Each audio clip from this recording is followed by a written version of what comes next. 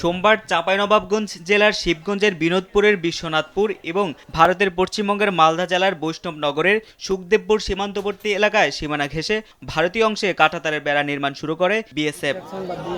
সীমানা ঘেঁষে তাদের এমন কাজ দেখে আপত্তি জানায় বিজিবি। সেদিন বিজিবির আপত্তির মুখে নির্মাণ কাজ বন্ধ রাখলেও মঙ্গলবার দুপুরে আবার বেড়া তৈরির কাজ শুরু করা হলে আবারও বাড়ে উত্তেজনা। এই ঘটনায় সীমান্তবর্তী দুই দেশের জনসাধারণের মাঝেও উত্তেজনা ছড়ায়।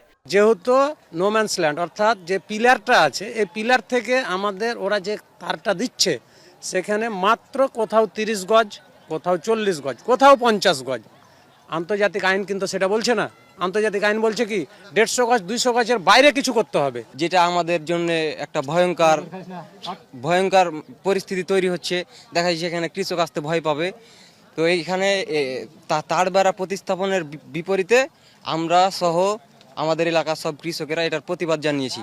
সাময়িকভাবে নির্মাণ কাজ বন্ধ রাখার সিদ্ধান্ত হলেও স্থায়ী সমাধানে পৌঁছাতে পারেননি দুই বাহিনীর কর্মকর্তারা। এ বিষয়ে বুধবারও পতাকা বৈঠক করেছে বিএসএফ বিজিবি।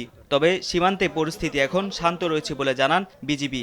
ভারতের অভ্যন্তরে আনুমানিক 100 গজ ভিতরে ভারতের বিএসএফ তারা কাঁটাতার বেড়া করার জন্য গর্ত করছিল।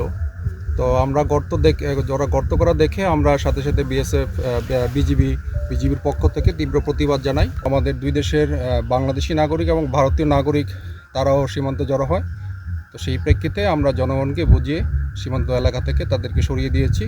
বর্তমানে সীমান্ত পরিস্থিতি স্বাভাবিক। উত্তেজনা থাকায় সীমান্ত ঘেঁষা কৃষি জমিতে কাজ বন্ধ রেখেছে স্থানীয় কৃষকরা। তবে ভয়ের কারণ নেই বলে আশ্বস্ত করেছে বিজিবি। সীমান্ত উত্তেজনা নিরসনে উভয় দেশের সীমান্তরক্ষীদের দ্রুত ব্যবস্থা নেওয়ার দাবি স্থানীয়দের। নিউজ ডেস্ক, দেশ টিভি।